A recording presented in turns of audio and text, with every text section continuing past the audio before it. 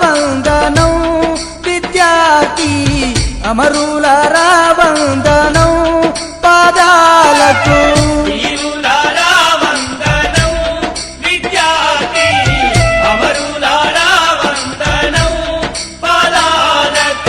మా త్యాగధనులారా మరిసిపోము మేము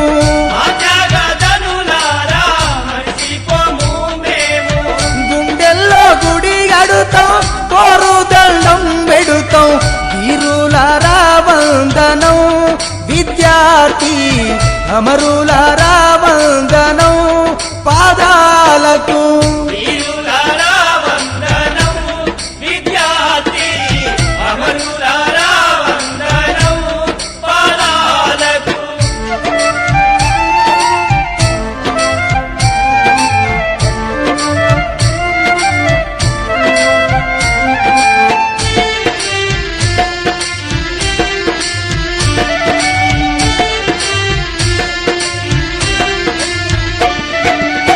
కాకతీయుల నుండి నిజాం రాజుల దాకా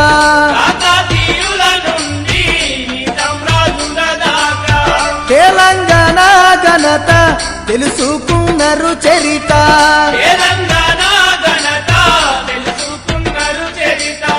ఆంధ్ర దోపిడి చూసి అక్కి పిడుగులై వీరులారా వందనం విద్యార్థి అమరులారా వందనం పాదాలకు.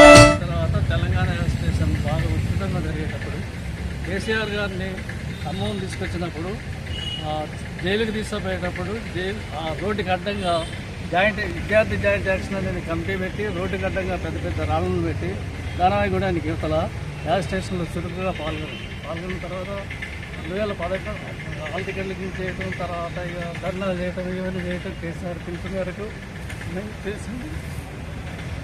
తర్వాత 2011లో ఆత్మహత్య చేసింది, సూసైడ్ చేసింది తీసుకున్నాడు.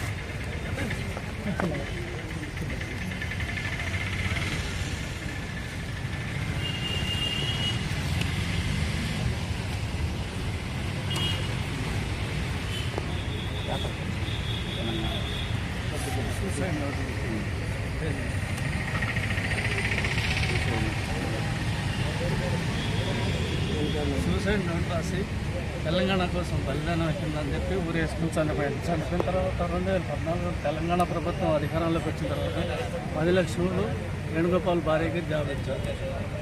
తర్వాత ఇక అమరవీళ్ళ తల్లిదండ్రులకు అయితే ఇంతవరకు అయితే ఏమీ లేదు. ఈ కాంగ్రెస్ ప్రభుత్వం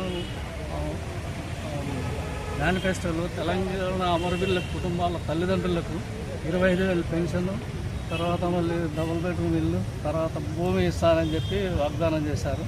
ఇంతవరకు అయితే అవేమీ ఇవ్వలేదు. అయితే దీని గురించి ఈరోజు మాకు పోలీస్ పేరేలో అమరవీళ్ళ కుటుంబాలను పిలిచి సన్మానం చేశారు. సన్మానానికి బట్టి విక్రమార్క గారు వచ్చారు.